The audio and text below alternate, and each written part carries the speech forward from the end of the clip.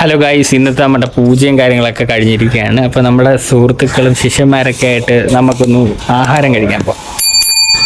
എവിടെ പോയി എന്ത് കഴിക്കണം അവന്മാരുടെ തന്നെ ചോദിക്കാം. ഏയ് ഗൈസ്, ഫുഡ് കഴിക്കാൻ പോയല്ലോ. എന്ത് വേണ്ടേ? പൊറോട്ട നമ്മുടെ സ്ഥിരം കടയിൽ പോയാൽ പോരെ?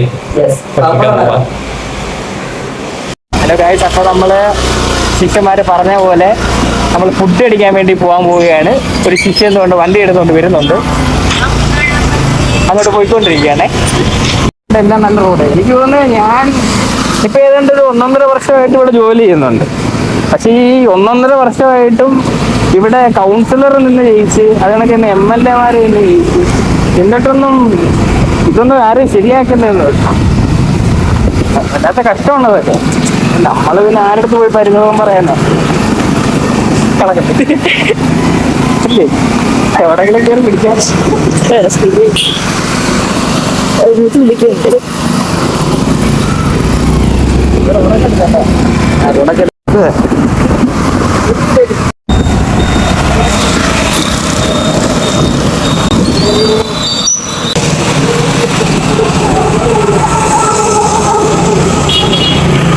ഗൈസ്, നമ്മളെ കടയാണ്.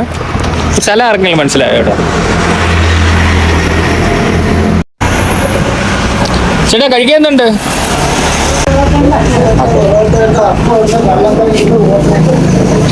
എല്ലാം ഉണ്ട്. ദോശയുണ്ട്, പൊറോട്ട ഉണ്ട്, അപ്പമുണ്ട്, കടലക്കറി ഉണ്ട്.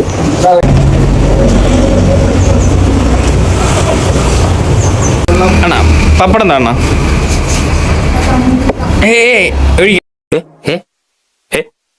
ഒഴിക്കില്ലേ? നമ്മൾ ഇങ്ങനെ ചേർത്ത് വെക്കണം.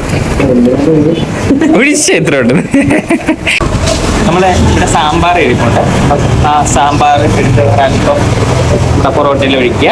അത് കണക്ക് തന്നെ കടലക്കറി ഉണ്ടാവും. കടലക്കറി എടുപ്പെടുത്ത് ഒഴിച്ച് എല്ലാം കൂടി നമ്മളിങ്ങനെ മിക്സ് ചെയ്യും.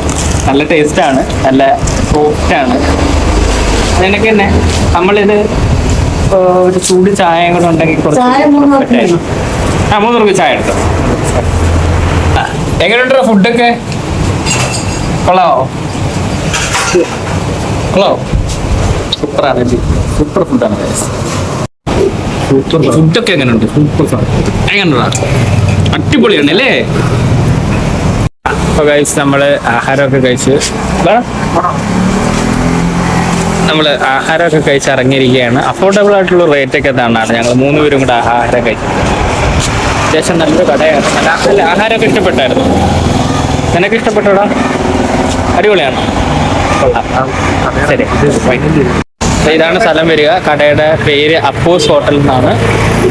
നമ്മുടെ NS ഹോസ്പിറ്റലിൽ നിന്ന് മൈലാപ്പൂർ ഭാഗത്തേക്ക് പോകുന്ന ഒരു സ്ഥലത്താണ് വരിക. ഓക്കെ, ശരി എന്നാ.